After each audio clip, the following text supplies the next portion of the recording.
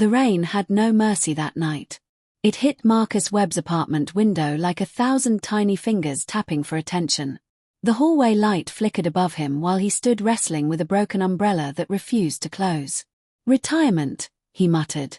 "I'm moving to a planet that has no rain. Or doors. Or umbrellas." The umbrella snapped shut suddenly and smacked him in the face. At that exact moment, the doorbell rang. Not the usual cheap electronic buzz. This sound was soft. Musical. Almost elegant. Marcus froze. He hadn't changed the doorbell. The landlord blamed everything on solar interference. Last week it was his fridge. Before that, the toaster caught fire. He no longer trusted technology. The doorbell rang again. Marcus opened the door, expecting a delivery driver or a confused neighbor. Instead, he found the impossible. A woman stood in the pouring rain. Her skin glowed pale blue under the streetlight. Long silver hair fell over her shoulders in careful braids that shimmered like starlight. Her ears were long and curved gracefully upward. 2 massive armored guards stood behind her, their suits reflecting rain like moving galaxies. The air around them felt heavier. The rain seemed quieter. And then she spoke. "Hello, Marcus." His brain shut down. Not slowed down. Stopped. He knew that voice. He had heard it years ago, soft, careful, shy. "Lyra," he whispered. The woman smiled gently. "Yes." One of the armored guards stepped forward. "Bow before Queen Lyra of the Celestial Union, ruler of." She lifted a hand. "That is enough." Her eyes never left Marcus. "He never bowed before," she said softly. "And he does not need to now." Marcus swallowed. Queen. This quiet girl, the refugee child who once hid in his apartment for 3 months, was now queen of entire star systems. Rain dripped from her braids. "May I come inside?"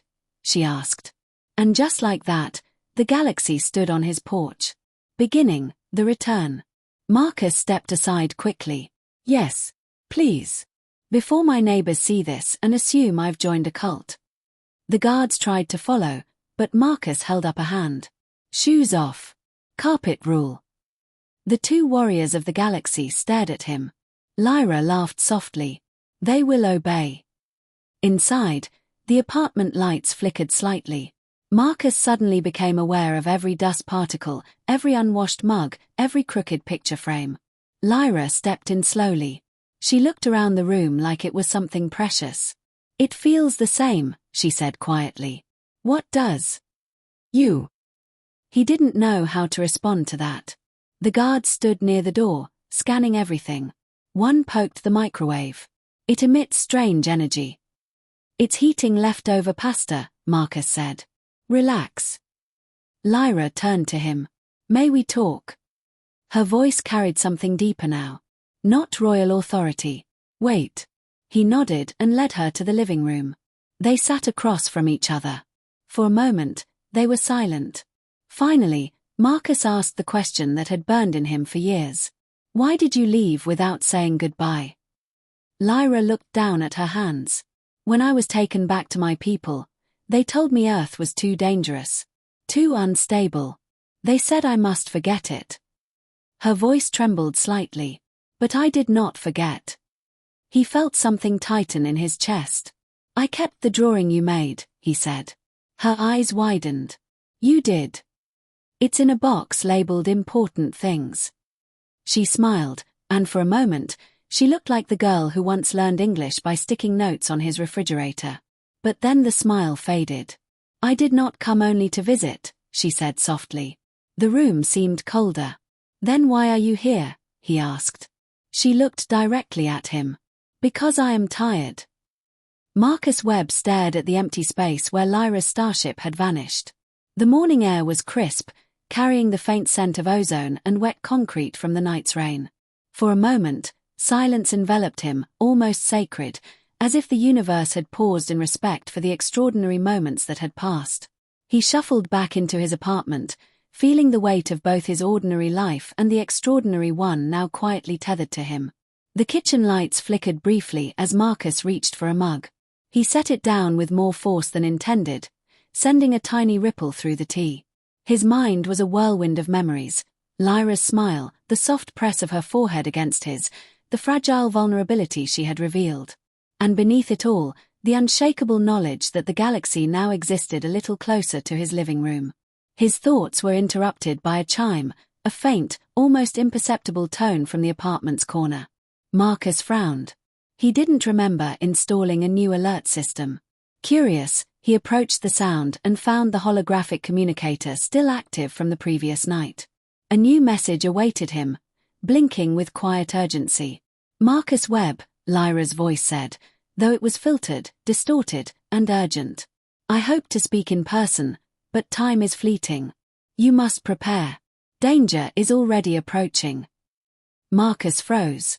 Danger, he whispered to himself, feeling the old familiar panic rising. Her voice continued, sharper, more precise. Multiple factions have learned of my location.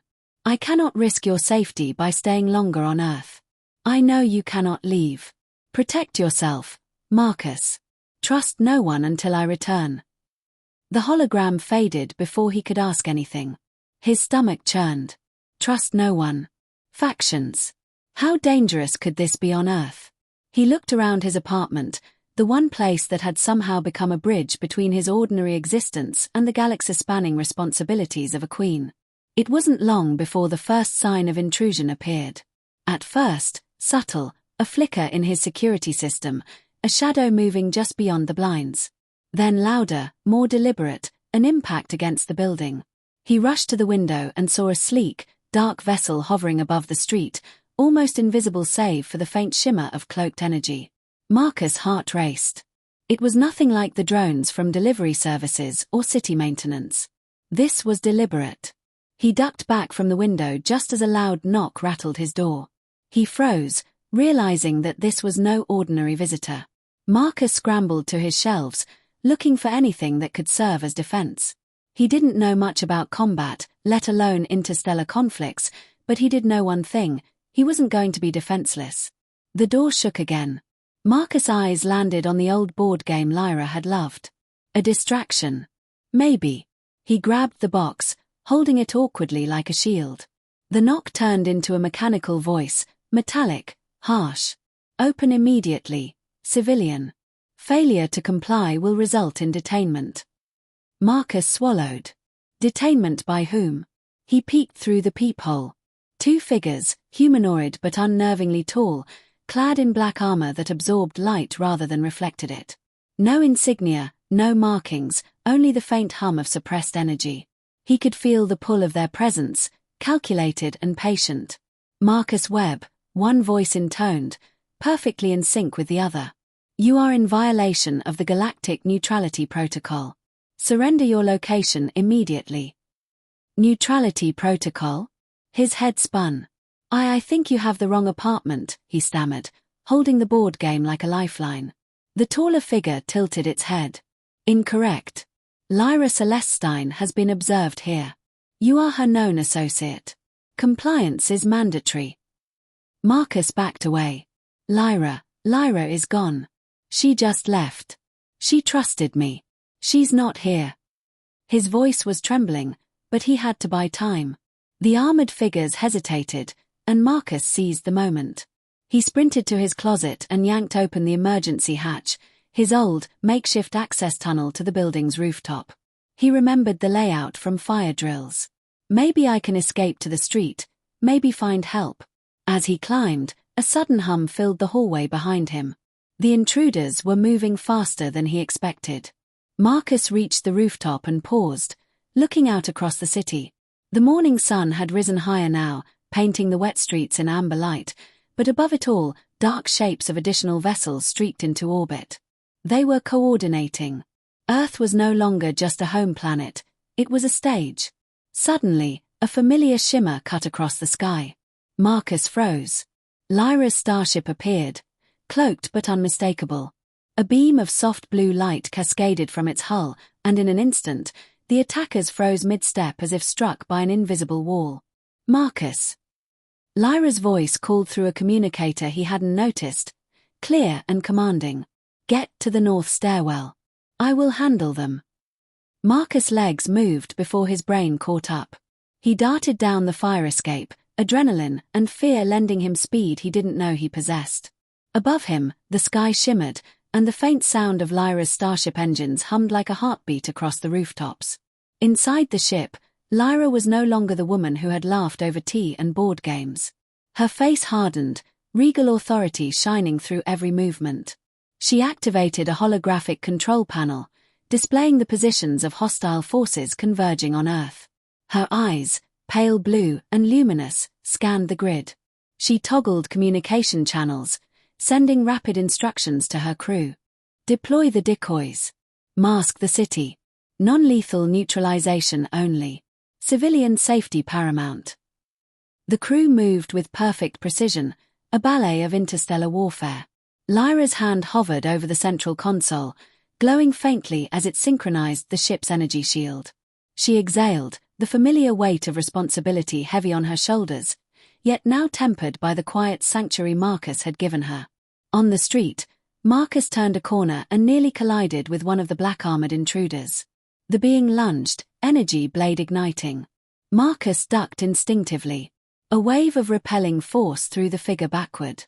He barely registered Lyra's ship above, firing a controlled pulse of blue light that disarmed and incapacitated the attackers without harming them. Marcus' pulse raced.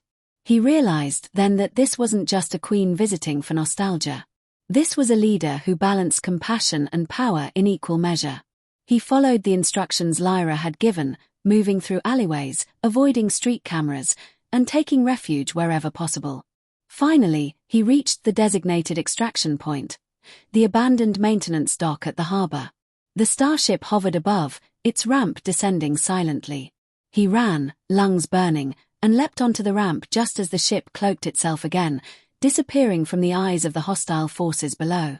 Inside the ship, the warmth of Lyra's presence was immediate. She approached, voice calm but firm. "You are safe now, Marcus. But this is only the beginning. Factions that seek to undermine the assembly will not stop. They will come for Earth, for me, for everyone I protect."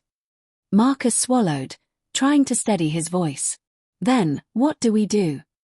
Lyra's pale eyes met his, unwavering. "We fight. But not recklessly.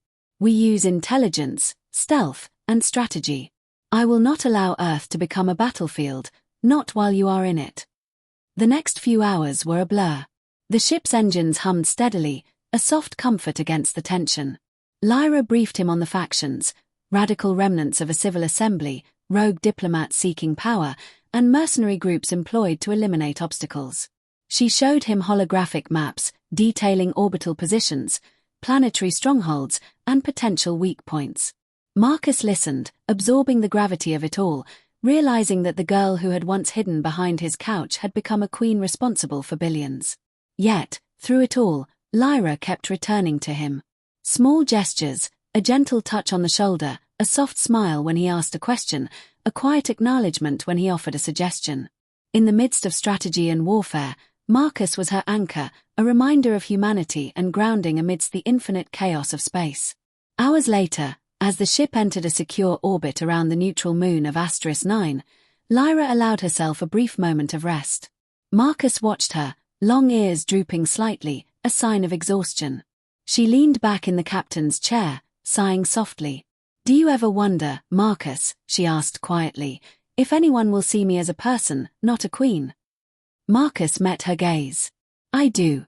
And I think anyone who knows the real you will understand. But they also need to see the leader you've become. That doesn't make one less than the other, it just means you carry both worlds." Lyra nodded, absorbing the words. She looked out the viewport at the stars, countless systems sparkling like distant promises. "I came here to remember myself, Marcus. To find the girl who existed before the crown. And thanks to you, I did." Marcus smiled, feeling the weight of the galaxy settling in his chest, tempered by the quiet bond between them. "Then let's make sure the girl and the queen both survive, okay?"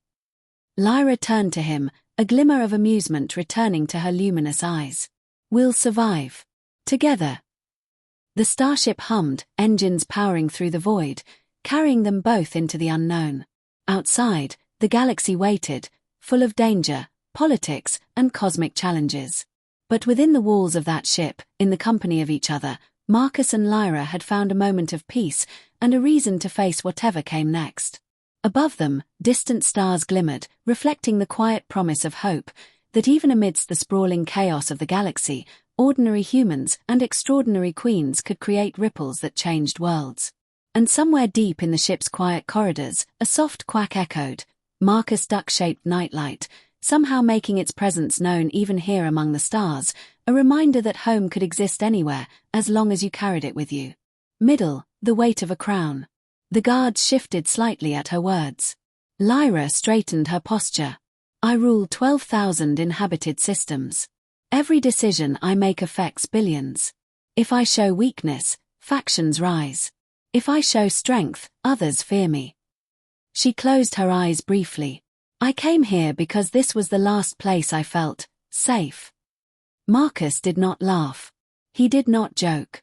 He simply listened. You were the first person who treated me like I was just Lyra, she continued. Not a symbol. Not a future ruler. You were a kid who didn't know what peanut butter was, he said gently. She smiled faintly. Yes. And you nearly poisoned me with it. They both laughed. But then a sharp beeping sound interrupted them. One of the guards activated a holographic display. Your Majesty, multiple tracking signals have entered this sector. Your absence has been noticed. Lyra's shoulders tightened. How long? She asked. Less than 2 hours before triangulation. Marcus felt his stomach drop. They followed you? Yes. The guard continued. Some factions believe your disappearance signals weakness. Others suspect alliance with Earth.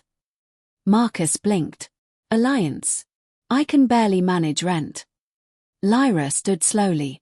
If they discover my location, Earth may become a bargaining chip. Silence filled the apartment. You should leave, Marcus said quietly. Her eyes flashed. No. He stared at her. You just said Earth could be targeted. She stepped closer. I will not run like prey. Not from my own people. The room felt smaller now. Heavy. Marcus took a deep breath. Lyra, what do you actually want? The question surprised her. She hesitated. Then, quietly, I want one moment where I am not queen. Her voice cracked on the word. He stepped forward. Then sit. She blinked. What? Sit. Breathe. For 5 minutes, you're not queen. You're Lyra. And I'm making tea. The guards looked confused. But Lyra slowly sat down. Marcus moved to the kitchen. The kettle began to whistle. Lyra closed her eyes. For a brief moment, the galaxy disappeared. She breathed. And she smiled. Escalation, the threat arrives. The calm did not last. The entire apartment lights flickered violently. The guard's armor activated with a hum. Orbital ships detected, one shouted. Marcus ran to the window. In the sky, faint shapes shimmered behind clouds. Too large to be aircraft. Too still to be satellites. They're here, Lyra whispered. The guard turned to her urgently. We must depart now. She looked torn. If she left, Earth might be safe. If she stayed, conflict would begin here. Marcus turned to her. Go. Her eyes filled with conflict. I just returned. And if you stay, you bring war. The truth hung between them. She stepped closer to him. I did not want to leave again. I know. The room vibrated slightly as distant engines powered up. Lyra reached forward and gently placed her forehead against his. A soft glowing mark shimmered between them briefly. What was that? Marcus whispered. A promise, she said. The guards opened a shimmering doorway, a portal to their ship. Lyra hesitated only 1 second longer. Then she turned toward it. But before stepping through, she looked back. Marcus. Yeah. When the galaxy becomes too loud again. I'll keep the light on, he said. Her lips curved softly. And she stepped through. The portal closed. The sky lit up as massive ships shifted formation. Then, slowly, they vanished. The rain returned. Soft. Normal. The night was quiet again. Ending, a changed man. Marcus stood alone in his apartment. Everything looked the same. But nothing felt the same. He walked to the small box labeled Important Things. He opened it. Inside was the crumpled drawing Lyra made as a child. It showed a small house. 2 stick figures. And stars above them. He sat down heavily. His life had been ordinary. Simple. Predictable. But now he knew something powerful. Even the most ordinary person can be someone's sanctuary. Even a queen. Outside, far above Earth, Lyra stood on her command deck. Her advisors spoke urgently about rebellion and political pressure. But her hand rested lightly against her forehead where the promise mark had glowed. For the first time in years, she did not feel alone. And somewhere deep in space, factions whispered. The Queen had gone to Earth. Why? Who was the human? Why had she protected that world? And most importantly, would she return?